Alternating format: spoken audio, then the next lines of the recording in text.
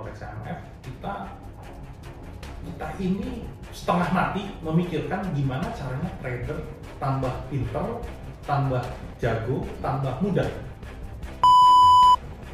Saya pengen laut forex yang udah merah ini, ya gara-gara afiliator, gara-gara Ponzi scam, gara-gara ID yang tidak bertanggung jawab. Saya pengen membirukan laut forex itu. Ya intinya semua kemudahan, semua yang bagus kita coba hadirkan, Pak. Tapi saya sih yang ikut tes excited banget, mudah. Jadi yang saya lihat mungkin bukan bahasnya tadi kan lebih profitable, lebih bertanggung jawab. Kenapa? Kepala kita nggak capek. Pada saat melakukan analisa, pada saat entry ke market, pada saat mengambil keputusan, risk taking, itu kepala masih jernih. Mental capitalnya belum kepake gitu ya, masih bagus mental capital. Bahasa bagus tuh, mental capital. Jadi nggak keburu capai ini itu segala macam. Oke, ini keputusan yang saya ambil, tapi ya mental capital atau tenaga di otak kita ini murni untuk pengambilan keputusan, membatasi resiko dengan mudah, menganalisa dengan mudah, compare peluang dengan mudah, lihat arah, wah semua deh. Seru. Menarik. Saya nggak sabar tuh jadi lihat ya. Pasti. Ya kerjasama Pak, early access lah gampang itu Pak. Betul. Sudah ada Pak di handphone saya. Nah, saya pengen nanya dari sisi broker juga nih. Secara statistik kan ada pernah research data bahwa kebanyakan trader itu 90% gagal di dalam waktu berarti 1 tahun, 90% gagal. Di bawah itu? Di bawah itu ya, bahkan ya. Gimana nih kalau data dari broker? Saya minum kopinya ya. Silakan Pak. Jadi ini data dari sisi broker ya. Kalau kita bicara 5 tahun lalu Pak, 5 tahun lalu angka itu benar Pak, bahkan di atas itu. Di atas 90%? Yes. 95%? Bisa. Wow. 94, 93. Yang kita lihat adalah seperti ini Pak. Ini terutama karena di lingkupnya Indonesia ya. Saya bukan tidak cinta negara ini, tetapi di Asia itu banyak background risk taking Pak. Sabung ayam, Gambling. Ya gamblingnya dalam bentuk misalnya sabung ayam, terus ada yang kalau di Garut itu apa? Pakai anjing pitbull buat nangkap babi hutan. Semua itu bisa dijadikan ajang. Ya seperti itu. Nah, apakah itu salah? Itu saya bisa lihat itu banyak hal dari sisi kebudayaan, dari sisi. Saya tapi bukan mau angkat itunya Pak. Yang diangkat adalah kenapa mereka pas? Karena memperlakukannya dengan kurang bertanggung jawab. Dalam artian mindsetnya memang mindset yang mau berjudi. Bisa. Jadi semua instrumen Pak. Semua sarana juga bisa dijadiin judi kan sebenarnya. Betul. Jadi, ayam pun bisa jadi judi sebenarnya. Jangan kan ayam Pak. Dulu saya sama teman-teman saya Pak, mobil yang berikutnya lewat nih platnya ganjil genap. Wah. Ceban goceng Pak. Itu sama teman saya melakukan itu. Yes. Nggak usah susah-susah pakai Euro USD. Analisa gitu ya. Mobil yang di depan jalan tuh, mobil depan gitu. Atau genap gitu platnya. Ya, itu kan sama aja Pak. Harga mau naik atau turun. Dua kemungkinan kan ini sama nih. Mobil berikutnya ganjil genap. Dibikin sulit deh. Mobil hitam berikutnya ganjil atau genap. Cuman goceng apa 10.000 atau 5.000 gitu. Itu aja bisa Pak. Jadi tergantung mentalnya kan. Jadi kalau saya bilang 5 tahun ke sana seperti itu, banyak yang memperlakukan forex trading ini seperti itu. Terutama karena minimnya konten literasi yang mudah diakses. Mungkin konten-konten kreator belum, atau mungkin yang dari luar tuh berbahasa Inggris, seperti itu Pak. Itu susah diakses. Berarti belum terlalu accessible ya zaman itu ya? Mungkin accessible, tapi orang juga nggak terlalu niat memperdalam. They treat it as a casino. Bisa jadi. Yang datang ke kantor Pak sebulan bisa dihitung jari Pak. Kalau sekarang sih udah lebih sering ya. Bapak nih, ya salah satunya interview ini bisa terjadi karena kita tanda kutip terbiasa. Ada orang datang nanya-nanya sebagai nasabah, baru kali ini sebagai konten kreator yang ngerti luar dalam gitu Pak. Itu jarang. Biasanya sebagai nasabah, Bapak nggak sekalian buka akun. Oh, nanti kalau deal kita langsung buka account di sini guys, langsung buka di sini. Tampilkan ya Pak. Langsung ditampilkan nih. Salam ya. Buka berapa langsung kita tampilkan. Oke. Nah, itu 5 tahun yang lalu. 5 tahun yang lalu itu kita udah ada kantor fisik kita bikin sebelum di sini ya Pak. Itu lantai 1 kayak kafe. Supaya apa? Supaya orang kalau datang kita anggap ya seperti kafe lah. Oke. Nyaman. Sebulan Pak, nggak nyampe 10. Walaupun orang yang googling sudah ada ya, tapi ya saya bilang sini. Tapi Pak, saya nggak tahu kalau di tempat lain karena datanya saya nggak kuasai. Tapi semakin kesini semakin berkurang Pak. Bahkan sekarang mungkin udah 65-70% aja Pak. Yang tipe-tipenya seperti itu. Loss-nya nggak kekontrol. Kalau loss misalnya Bapak transaksi 20 kali, total masih loss Pak. Ya. Tapi loss-nya itu sekitar 3%, 5%. Itu kan saya bilang dia cukup bertanggung jawab, mungkin skillnya kurang. Oke. Nah itu saya nggak masukkan Pak. Tapi yang aneh-aneh apa segala macam, ya tahu sendiri lah. Full margin gitu ya. Ya, habis gitu ya. Yang saya punya dana let's say 50 juta. Ya. Taruh 5 juta full margin untuk 10 kali trade, boleh kan? Boleh aja, berarti risk dia 10% per trade kan dari total capital. Betul. Tapi itu, yang seperti itu saya masukkan ke alokasi yang tidak bertanggung jawab. Oke. Sekarang itu udah 65-70% aja Pak. Wah. Jadi yang trading dengan sehat ya, tadi bahasanya trading dengan sehat itu makin banyak. Makin pertama ya, berarti ya. Good for industry ya, good for business sebenarnya. Karena balik lagi tujuan kita kan kita mau membirukan laut forest kan. Forest yang udah biru Pak. Ya, benar itu benar banget tuh, logonya udah biru guys. Oh gitu. Berarti udah semakin ada kemajuan ataupun shift yang dari sebelumnya mungkin kebanyakan trader itu take forex as a casino, sekarang udah memperlakukan forex sebagai bisnis yang layaknya bisnis konvensional aja kan, ada risk, ada reward, ada manajemen. Yang saya lihat, walaupun saya nggak berani bilang ini mewakili Indonesia, mewakili industri, tapi paling nggak di Forex IMF yang memilih untuk trading Forex IMF, kita lihat orang-orang yang cukup punya mindsetnya ke bisnis, resikonya dibatasi, dia menyikapi sebuah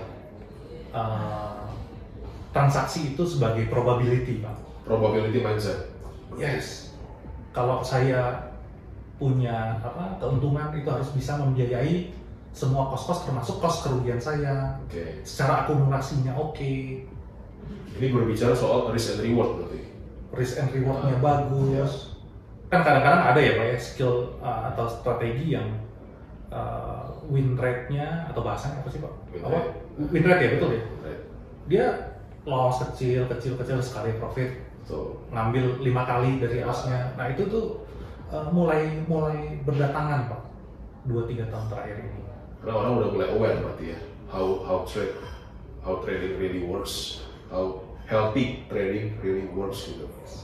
Intinya sih kalau yang saya simpulkan yang mungkin sekitar 30-40% ini dia majunya itu dengan risk management yang baik Pak. Yang tertuang, yang implementasinya itu money managementnya baik. Oh, I see. Jadi guys, lanjut Pak. Silakan Pak, ini pesan dari yang ngerti lah. Ya. Saya kan dari pihak company ya. Ya. Walaupun saya trading juga, tapi insight-nya itu. Ketika orang punya pengertian saya nggak mau terkena risiko, dia akan terapkan risk manajemennya, akhirnya masuk ke money management yang baik. Yes. Yang saya perhatikan psikologinya lebih terjaga. Ya. Nah, tapi kalau dari sisi real tradernya saya yakin kalau tadi lihat sekilas konten Bapak harusnya lebih jago trading. Nah dari sisi trading silakan Pak.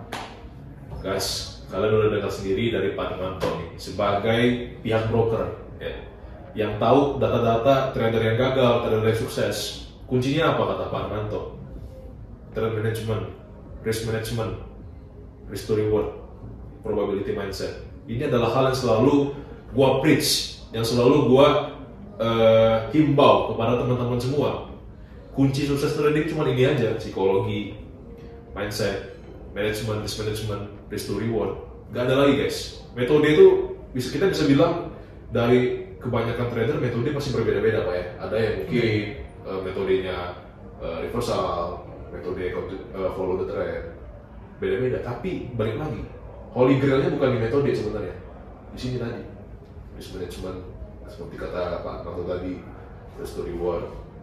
Saya jujur nggak pernah atau belum lihat konten Bapak yang ngomong gitu ya, tapi ini kalau data dari internal kita lah. Internal kita melihatnya ke situ Pak. Nah, oke. Sini saya udah mulai dapat gambaran nih mengenai Forex IMF sebagai broker. Visi misi Forex IMF itu apa? Apakah hanya fokus kepada gain saja? Ternyata tidak. Enggak Pak, makanya donor darah besok ya Pak.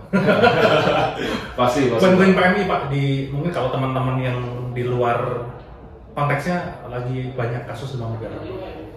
Di kota kita ini banyak kasus demam berdarah, jadi kebutuhan darah meningkat. Kita adakan donor darah.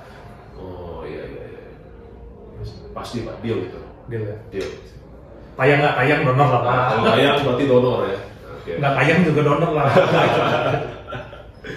Nah, mungkin pertanyaan yang terakhir ya Pak sebagai penutup dari interview ini ya. Jadi sedikit background mengenai saya itu seorang pro-firm trader. Jadi kalau Pak Marto tahu pro-firm itu praktek yang cukup booming ya, sekitar 2 tahun ke belakang lagi booming banget nih.